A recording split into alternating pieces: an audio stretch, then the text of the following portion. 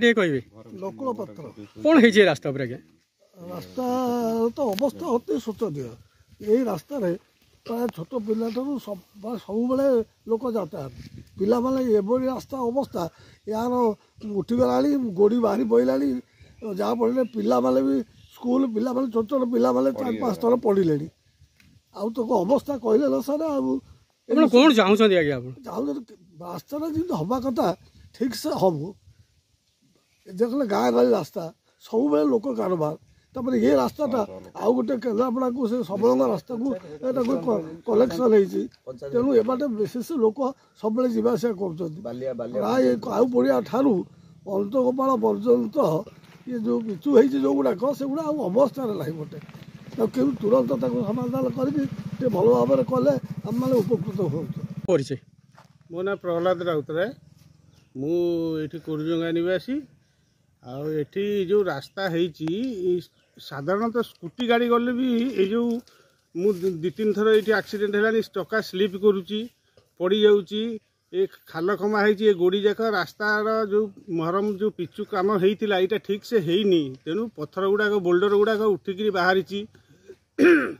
ଏଠୁ ଏଣ୍ଡର ପାଖରୁ ଲୋକ କେନ୍ଦ୍ରାପଡ଼ା ଚାନ୍ଦୋଳ ଯିବା ଆସିବା ପ୍ରତ୍ୟେକ ଲୋକ ଏଠି ପ୍ରାୟ ଡେଲି 200ରୁ 300 କି 500-1000 ଲୋକ ଡେଲି ଯିବା ଆସିବା କରୁଛନ୍ତି ଏପଟରେ।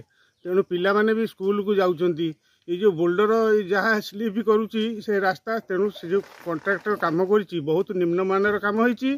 ସେଥିପାଇଁ ଆମର ଅନୁରୋଧ ସରକାରଙ୍କୁ ଯେ ଯେହେତୁ ଏ ରାସ୍ତା ଏତେ ଖରାପ ହେଇଯାଇଛି ସେଥିପାଇଁ ଏ ରାସ୍ତାକୁ ତୁରନ୍ତ କରାଯାଉ।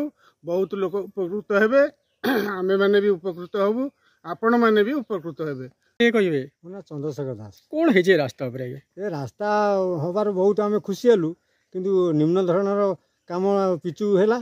ପିଚୁ ଯେଉଁ ଭଲ କି ହେଲାନି, ତେଣୁ ସେ ବର୍ତ୍ତମାନ ଗୋଡ଼ି ସବୁ ପଦାକୁ ବାହାରି ଯାଉଛି, ପଥର ବାହାରିକି ପଦାକୁ ପଡ଼ୁଛି। ଆଉ ଏ ରାସ୍ତା ଅତି ଖରାପ। ଆଉ ପିଲା ଛୁଆ ସବୁ ସ୍କୁଲ ଗଲାବେଳକୁ ଧୁମଧାମ ପଡ଼ୁଛନ୍ତି। ଅନ୍ୟମାନେ ଗାଡ଼ି ଗଲାବେଳକୁ ବି ଧଡ଼ ଧାଡ଼ ମାନେ ଇଏ କରି କ୍ରସ୍ କରୁଛି, ସେମାନେ ବିଭିନ୍ନ ପ୍ରକାର ଅସୁବିଧାର ସମ୍ମୁଖୀନ ହେଉଛନ୍ତି। ତେଣୁ ରାସ୍ତା ତୁରନ୍ତ ମରାମତି କରିବା ପାଇଁ ଆମେ ଅଭିଯୋଗ କରୁଛୁ।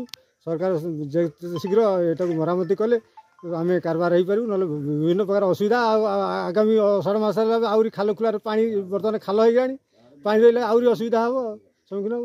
ତେଣୁ ତୁରନ୍ତ ଆକୁ ଇନକ୍ୱାରି କରିକିରି ରାସ୍ତା କେମିତି ହେବ ସେଇ ପାଇଁ ଆମେ ଅଭିଯୋଗ କରୁଛୁ। ଆପଣଙ୍କ ପରିଚୟ? ପ୍ରମୋଦ କୁମାର ରାଉତରାୟ। କ'ଣ କହିବେ ଏ ରାସ୍ତା ଉପରେ? ରାସ୍ତା 17 ମସିହାରେ ୱାର୍କ ଅର୍ଡର ହେଇଥିଲା। 17 ମସିହାରେ 22 ମସିହାରେ ସରିବା କଥା, କିନ୍ତୁ ସେ 24 ମସିହାରେ ସାରିଲେ। ଆଉ ଅତି ନିମ୍ନମାନର ରାସ୍ତା ତିଆରି ହେଇଛି, ଆଉ ଅବସ୍ଥା ନାହିଁ। ଆମେ ବି ଚଳିପାରୁନୁ କି ଗାଡ଼ି ମଟର ବି ଯାଇପାରୁନୁ। କ'ଣ ସବୁ ହେଇଛି ଏ ରାସ୍ତାରେ? ରାସ୍ତାର ଗୋଡ଼ି ଉଠି ଯାଇଛି, ପିଚୁ ବିଲକୁଲ ଦିଆହେଇନି। ପିଚୁରେ ବି ଟିକେ ପିଚୁ ନାହିଁ, ତା ଦେହରେ ପୁରା ରାସ୍ତା ଖରାପ, 2 କିଲୋମିଟର ପର୍ଯ୍ୟନ୍ତ ପୁରା ଖରାପ। ଏ ନେଇ ଆପଣ ଅଭିଯୋଗ କରିଥିଲେ କି ଡିପାର୍ଟମେଣ୍ଟକୁ? ଡିପାର୍ଟମେଣ୍ଟକୁ ବାରମ୍ବାର ଅଭିଯୋଗ କରିବା ସତ୍ତ୍ୱେ ବି ଡିପାର୍ଟମେଣ୍ଟ ଏ କଥା ଶୁଣୁନାହାନ୍ତି। କ'ଣ ଆପଣ ଚାହୁଁଛନ୍ତି ବର୍ତ୍ତମାନ? ଆମର ସମାଧାନ ଦରକାର, ରାସ୍ତା ଦରକାର, କମ୍ପ୍ଲିଟ୍ ରାସ୍ତା ଦରକାର, ଭଲ ହେବା ଦରକାର ରାସ୍ତା।